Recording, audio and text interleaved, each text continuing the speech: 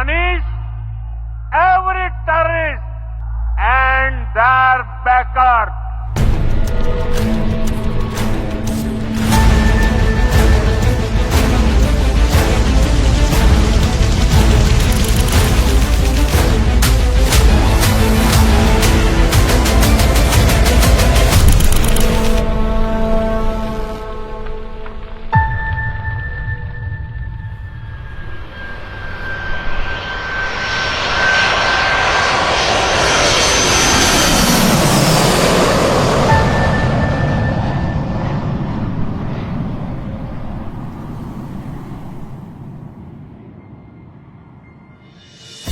Operation Sindoor केवल एक सैन्य कार्रवाई नहीं, बल्कि यह भारत सरकार के होल ऑफ गवर्नमेंट अप्रोच का जीवन प्रमाण था, जहां पॉलिटिकल विल और मिलिट्री पावर ने आतंकियों पर एक साथ निर्णायक प्रहार किया।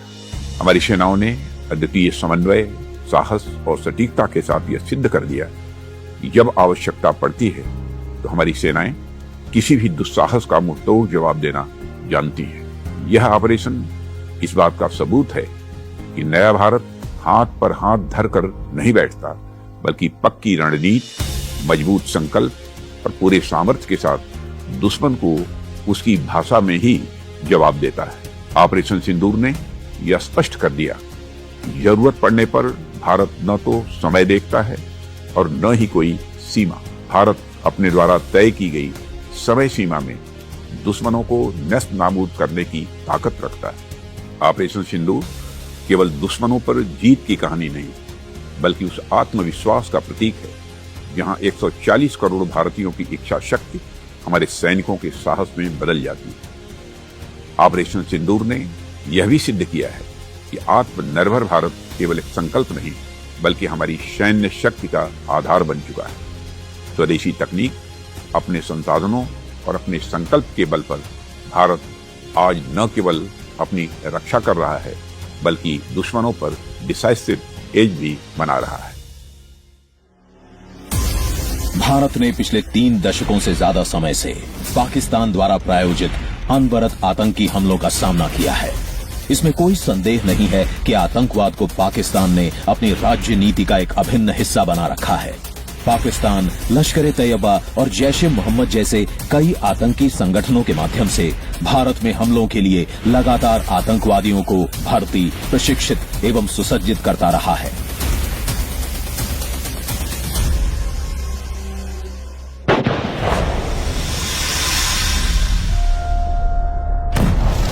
2008 के मुंबई आतंकी हमले को समन्वित तरीके से अंजाम दिया गया।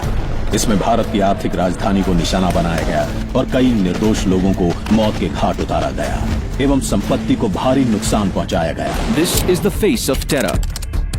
A 21-year-old boy from Pakistan. ये हमला लश्कर-ए-तैयबा के द्वारा किया गया। ये आतंकी संगठन पाकिस्तान में बिना किसी रोक टोक के काम कर रहा था। भारत ने पाकिस्तान की संलिप्तता के प्रमाण विश्व के सामने प्रस्तुत किए, लेकिन पाकिस्तान ने इन आतंकियों के विरुद्ध कोई निर्णायक कदम नहीं उठाया। 2016 में पठानकोट एयरबेस पर आतंकी हमला हुआ।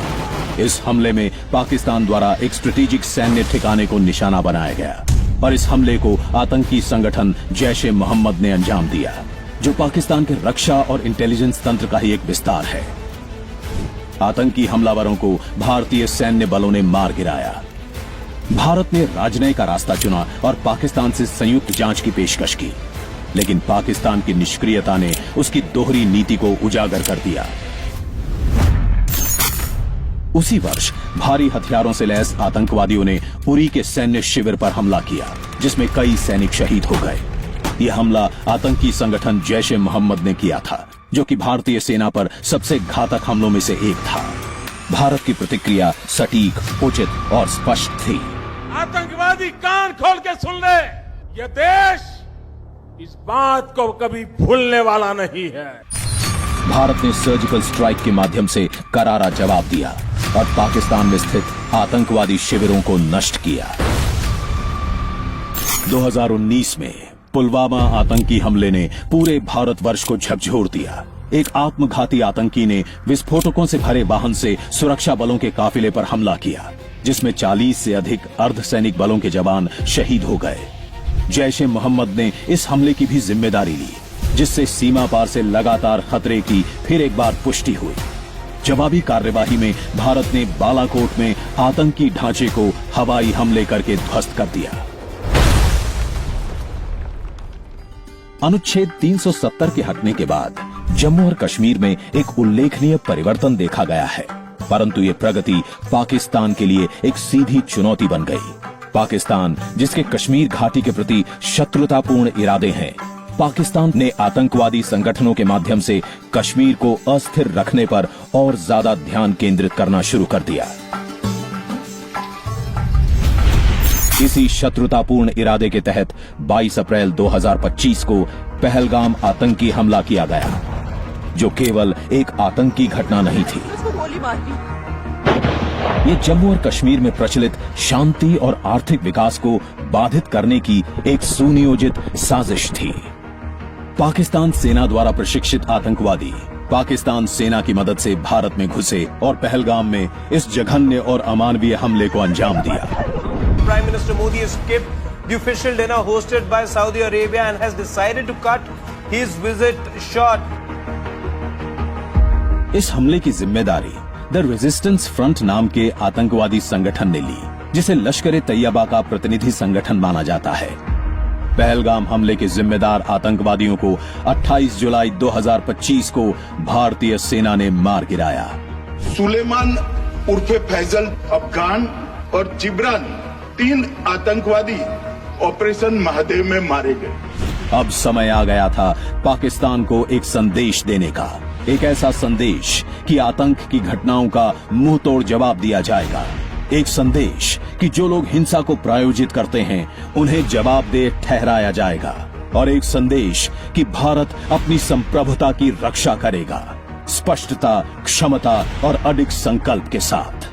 भारत ने लंबे समय से पाकिस्तान प्रायोजित आतंकवाद की पीड़ा को सहा है, लेकिन इन घटनाओं ने भारत को आतंक के खिलाफ एकजुट किया है।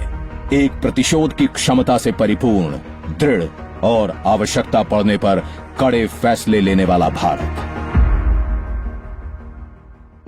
पहलगाम आतंकी हमले के बाद के दिनों में माननीय प्रधानमंत्री जी ने कई उच्च स्तरीय बैठकों की अध्यक्षता की, जिनमें जवाबी कार्यवाही के विकल्पों पर विचार विमर्श किया गया।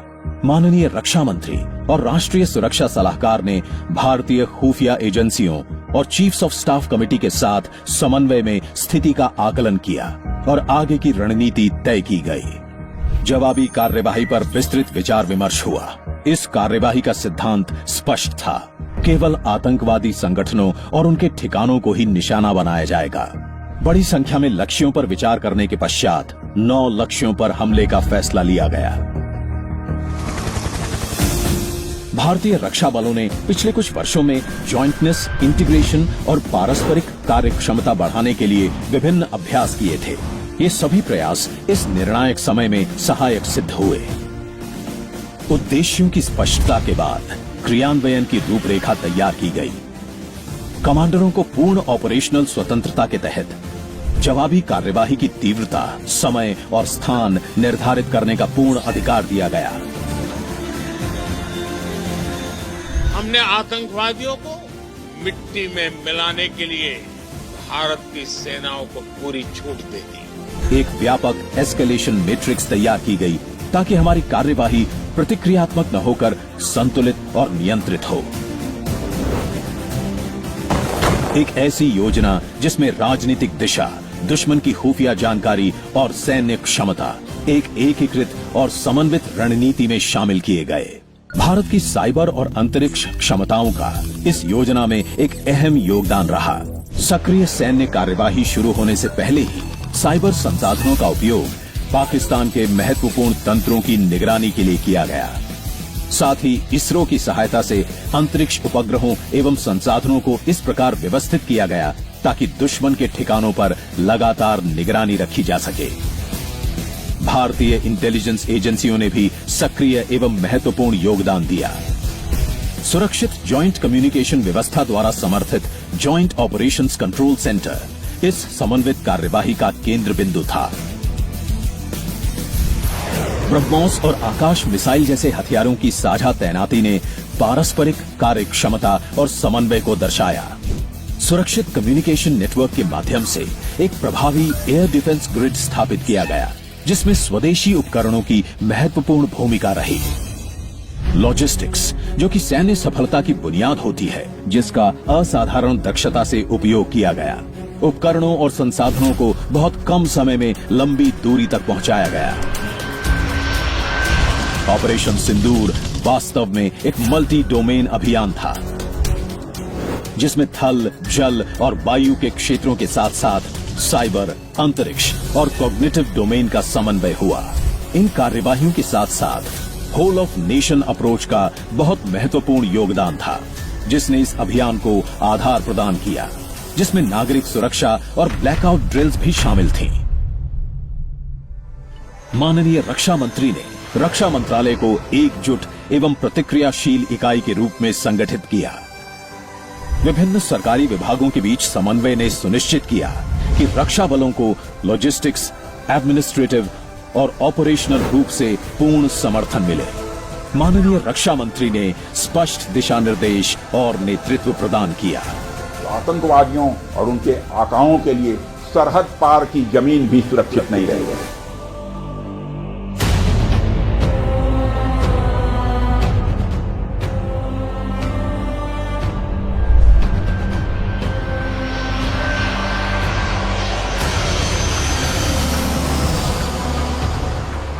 भारत ने रात 1:05 पर सटीक हमले शुरू किए।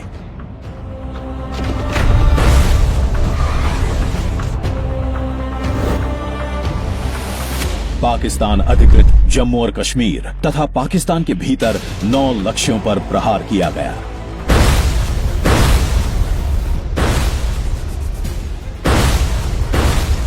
यह हमला 22 मिनट तक चला। लक्ष्य चयन, योजना और हमले का समय इस प्रकार निर्धारित किया गया था कि ये नॉन एस्केलेटरी रहे और आम नागरिकों को हानि न हो। इन हमलों का प्रभावशाली समुद्री तैनाती द्वारा समर्थन किया गया। भारतीय नौसेना ने पहले से ही अपनी शक्तिशाली पनडुब्बियों और कैरियर बैटल ग्रुप को तैनात कर रखा था, ताकि पूर्ण सी बेस्ड डेटरेंस सुनिश्चित किया जा सके। हमलों के समाप्त होते ही भारतीय डीजीएमओ ने पाकिस्तानी डीजीएमओ को सूचित किया कि ऑपरेशन सिंदूर के अंतर्गत केवल आतंकवादी लक्ष्यों पर प्रहार किया गया है और पाकिस्तान द्वारा किसी भी प्रकार की जवाबी सैन्य कार्यवाही को एस्केलेशन माना जाएगा तथा उसी के अनुसार जवाबी कार्यवाही की जाएगी। भारत ने आपसी बातचीत शुरू करने का भी प्रस्ताव दिया, लेकिन पाकिस्तान ने बातचीत से इनकार किया और भारत पर सैन्य कार्यवाही की धमकी दी। लक्ष्यों का चयन लश्कर-ए-तैयबा, जैश-ए-मोहम्मद और अन्य आतंकवादी संगठनों द्वारा पाकिस्तान की सेना और इंटेलिजेंस एजेंसियों के सक्रिय समर्थन के साथ वर्षों से किए गए आतंकी हमलों से प्रभावित लोगों को न्याय दिलाने के उद्देश्य से किया गया था। पाकिस्तान ने अपनी प्रवृत्ति के अनुसार मिस इन्फॉर्मेशन अभियान शुरू कर दिए और भारत पर पाकिस्तान के आम नागरिकों को निशाना बनाने के झूठे आरोप लगाए, ताकि वो अपनी कमियों और असफलताओं को छिपा सके। भारतीय हमले अत्यंत सफल रहे और 100 से अधिक आतंकवादियों के साथ साथ 2 आतंकवादी संगठनों के मुख्यालय और इंफ्रास्ट्रक्चर को भी बर्बाद कर दिया गया। भावलपुर से इस टाइम रिपोर्ट कर रहे हैं आपको कि मौलाना मसूद अजहर साहब के मदरसे में 4 धमाके हो चुके हैं। The Indian Air Force has demolished all lies around Operation Sindoor, and this video shows you how terror bases were dismantled in Pakistan. Bharat ने पारदर्शिता और सत्य के आधार पर प्रमाणित तथ्यों को विश्व के समक्ष रखा। मुरीदके में मारे गए लश्कर-ए-तैयबा के आतंकवादियों के जनाजे में आतंकी सरगनाओं के साथ पाकिस्तानी सेना के अधिकारियों की उपस्थिति पाकिस्तान के राज्य तंत्र और आतंकवादी संगठनों के बीच गहरे संबंध का स्पष्ट प्रमाण था। भारतीय हमलों से विचलित हुए पाकिस्तान ने सीमा पार से अविवेकपूर्ण गोलीबारी शुरू कर दी। पाकिस्तानी गोलीबारी में सैन्य ठिकानों और आम नागरिकों के बीच कोई भेद नहीं किया गया और स्थानीय आबादी तथा उनकी संपत्ति को निशाना बनाया गया। उन्होंने धार्मिक स्थलों पर भी गोलाबारी की। चेतावनी के बावजूद पाकिस्तान ने गैर जिम्मेदाराना व्यवहार किया और भारतीय वायु क्षेत्र में ड्रोन भेजकर तथा सीमा पार भारी गोलीबारी करके स्थिति को और खराब कर दिया। भारतीय एयर डिफेंस ग्रिड और एंटी ड्रोन सिस्टम की तैनाती ने पाकिस्तान के ड्रोन्स को निष्क्रिय कर दिया। साथ ही क्रॉस बॉर्डर फायरिंग के विरुद्ध हमारी जवाबी कार्यवाही ने पाकिस्तान के ठिकानों को भारी नुकसान पहुंचाया। भारतीय प्रतिक्रिया ने पाकिस्तान की हर कार्यवाही को प्रभावी रूप से विफल कर दिया। भारत ने पाकिस्तान को एक बार फिर अपनी सैन्य कार्यवाही को समाप्त करने का अवसर दिया, लेकिन पाकिस्तान अपनी हरकतों से बाज नहीं आया और लाइन ऑफ कंट्रोल पर गोलाबारी जारी रखी। उसने भारतीय शहरों, हवाई अड्डों, सैन्य तैनाती और प्रतिष्ठानों पर हमले किए। एक बार फिर पाकिस्तान ने निर्दोष नागरिकों और उनकी संपत्ति को निशाना बनाया। शत्रु भारत को उकसाने का प्रयास कर रहा था, लेकिन भारत ने संयम बनाए रखा और संतुलित जवाब दिया। असंगठित पाकिस्तानी ड्रोन कश्मीर से गुजरात तक फैले भारत के सक्रिय एयर डिफेंस ग्रिड के सामने टिक नहीं सके और कोई खास नुकसान भी नहीं पहुंचा सके। भारत के एयर डिफेंस और एंटी ड्रोन सिस्टम ने उन्हें लगातार निशाना बनाया। भारतीय सेना ने लाइन ऑफ कंट्रोल और अंतर्राष्ट्रीय सीमा पर गोलीबारी का भी करारा जवाब दिया। पाकिस्तान ने इस दौरान एक और दुस्साहसिक प्रयास किया जब उसके लड़ाकू विमान भारतीय वायु क्षेत्र के पास आने की कोशिश करने लगे। इनकी तुरंत पहचान की गई। भारत की सरफेस टू एयर मिसाइलों ने उन्हें वापस लौटने पर मजबूर कर दिया। पाकिस्तान द्वारा दागे गए हथियार और मिसाइलें भारतीय क्षेत्र में बिना फटे ही गिर गए। पाकिस्तान की लगातार आक्रामक सैन्य कार्यवाही का जवाब देने का समय आ गया था। भारतीय वायुसेना ने पाकिस्तान के रेडार और एयर डिफेंस ठिकानों को निशाना बनाने की तैयारी की। भारतीय वायुसेना के हमलों ने पाकिस्तान के एयर डिफेंस रेडार और सरफेस टू एयर मिसाइलों को भारी नुकसान पहुंचाया, जिससे उनकी एयर सर्वेलेंस क्षमता बुरी तरह से प्रभावित हो गई।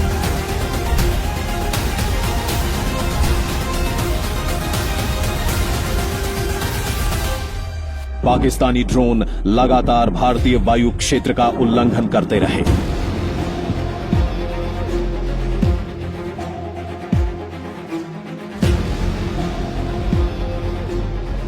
पाकिस्तान ने सैन्य और नागरिक लक्ष्यों के बीच कोई अंतर नहीं किया। उसकी भारी गोलीबारी का मुख्य निशाना नागरिक ही थे। दूसरी ओर भारत ने संतुलित और विवेकपूर्ण प्रतिक्रिया दी। भारतीय सेना और सीमा सुरक्षा बल ने पाकिस्तान के उन ठिकानों को निशाना बनाया जिनका प्रयोग सीमा पार गोलीबारी के लिए किया जा रहा था। पाकिस्तानी एयर डिफेंस ठिकानों को भी निशाना बनाया गया। भारतीय रणनीति का उद्देश्य पाकिस्तान के वायु क्षेत्र में ऐसे मार्ग तैयार करना था जहां से प्रतिरोध न हो सके, ताकि जरूरत पड़ने पर भविष्य की सैन्य कार्यवाही में सहायता मिल सके। पाकिस्तान की सर्वेलेंस क्षमता के नुकसान ने उसकी युद्ध स्थिति का आकलन करने और प्रतिक्रिया देने की काबिलियत को कमजोर कर दिया। इस दौरान पाकिस्तान पूर्ण रूप से जागरूकता विहीन हो गया था। भारतीय नौसेना और तटरक्षक बल अरब सागर में मुस्तैदी से तैनात थे और सी कंट्रोल सुनिश्चित कर रहे थे। नौसेना के सर्वेलेंस विमान अंतरिक्ष संसाधनों और इंटेलिजेंस नेटवर्क के सहयोग से पाकिस्तान के बंदरगाहों पर लगातार निगरानी रखे हुए थे। भारत एक समन्वित इंटेलिजेंस ग्रिड के माध्यम से स्थिति पर नियंत्रण बनाए हुए था। पाकिस्तान लगातार झूठी जानकारी फैला रहा था, जिसे विश्व मीडिया द्वारा बार बार गलत साबित किया जा रहा था। इस बीच भारतीय इंटेलिजेंस एजेंसियों ने खुलासा किया कि पाकिस्तान भारत के खिलाफ ऑपरेशन बनियान अल मरसूस शुरू करने की योजना बना रहा था। भारत ने किसी भी एस्केलेशन की स्थिति में जवाबी कार्यवाही के लिए तैयारी शुरू कर दी। पाकिस्तान ने भारतीय वायुसेना के एयर बेसिस पर रॉकेट, ड्रोन और एयर टू सरफेस मिसाइलों से हमला किया। इन सभी को भारतीय एयर डिफेंस प्रणालियों ने सफलतापूर्वक निष्क्रिय कर दिया। भारतीय वायुसेना ने पाकिस्तान के महत्वपूर्ण ठिकानों पर जवाबी हमले किए, जिसके लिए प्रतिरोध रहित मार्ग पहले ही तैयार कर दिए गए थे। इस कार्यवाही के दौरान नूर खान, मुरीद, सरगोधा, रफीकी, रहीम यार खान, जकोबाबाद, सक्कर और भोलारी हवाई अड्डों को निशाना बनाया गया, क्योंकि इनका इस्तेमाल ऑपरेशन बनियान अल मरसूस के लिए किया जाने वाला था।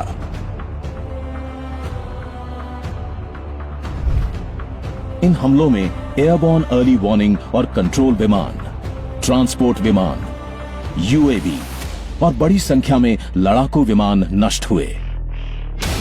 भारतीय वायुसेना के S-400 एयर डिफेंस सिस्टम ने 300 किलोमीटर से अधिक दूरी पर शत्रु के विमान को भी निशाना बनाया।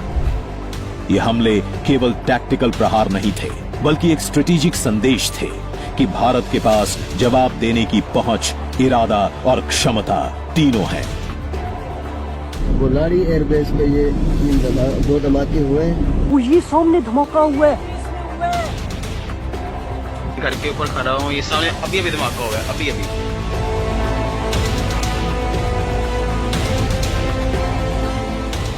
पाकिस्तान इन हमलों की तीव्रता और प्रभावशीलता से स्तब्ध रह गया। वो ऑपरेशन बनियान अल मरसूस को प्रभावी रूप से शुरू भी नहीं कर सका और इसकी विफलता स्वयं पाकिस्तान के प्रधानमंत्री द्वारा स्वीकार की गई। We decided to respond in a measured fashion to Indian aggression, but before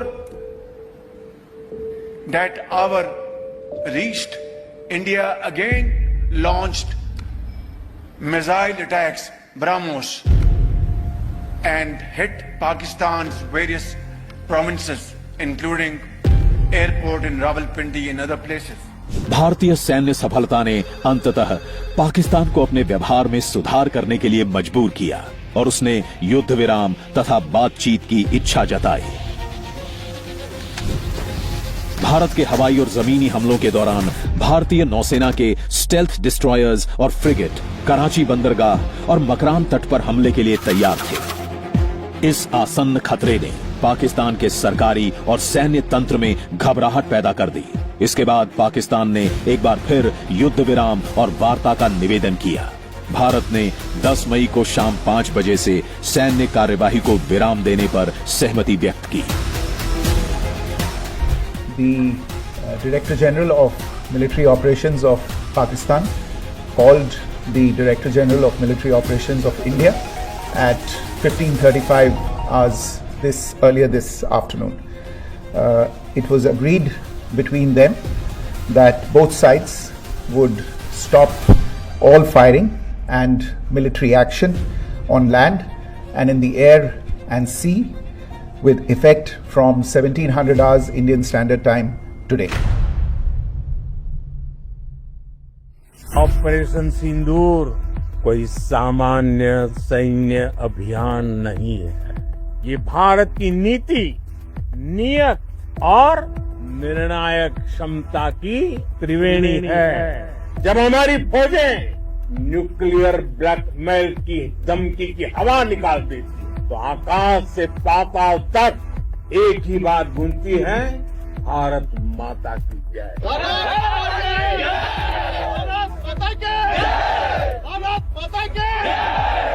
We sent a message that our actions were against terrorists and not the Pakistan forces.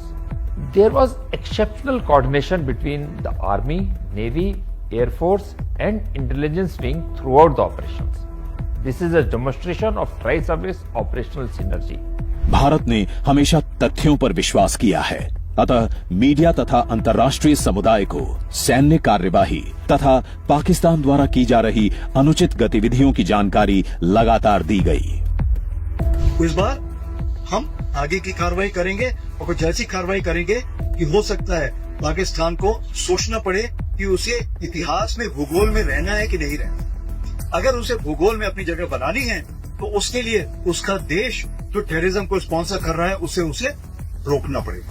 The aggressive posturing and the immediate actions which we took, including deployment of carrier battle group in the northern Arabian Sea, forced the Pakistan Navy to remain either in their ports or airports or close to Makran coast.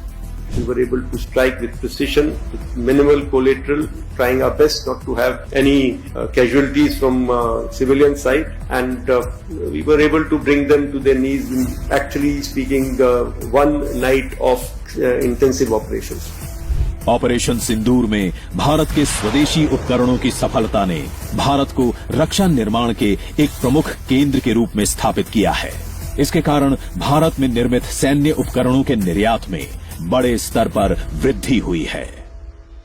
Op Sindoor is different from all the wars India has fought up till now.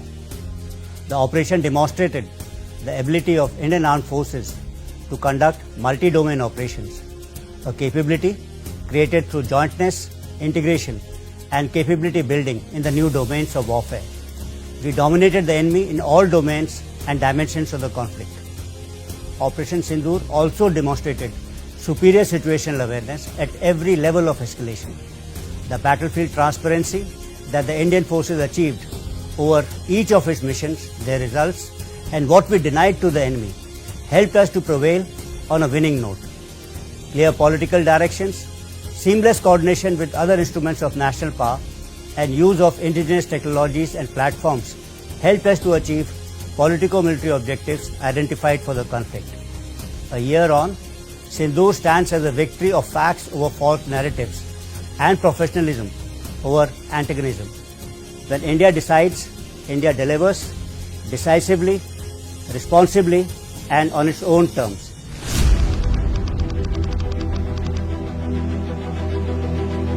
पहला भारत पर आतंकी हमला हुआ तो मुंह तोड़ जवाब दिया जाए। हम अपने तरीके से, अपनी शर्तों पर जवाब देकर रहेंगे। हर उस जगह जाकर कठोर कार्रवाई करेंगे जहां से आतंकी जड़ें निकलती हैं। दूसरा, कोई भी न्यूक्लियर ब्लैकमेल भारत नहीं सहेगा। न्यूक्लियर ब्लैकमेल की आड़ में पनप रहे आतंकी ठिकानों पर भारत सटीक और निर्णायक प्रहार करेगा। तीसरा, हम आतंकी सरपरस्त सरकार और आतंकी आकाओं को अलग अलग नहीं देखेंगे। टेरर और टॉक एक साथ नहीं हो सकते। टेरर और ट्रेड एक साथ नहीं चल सकते। पानी और खून भी एक साथ नहीं बह सकता।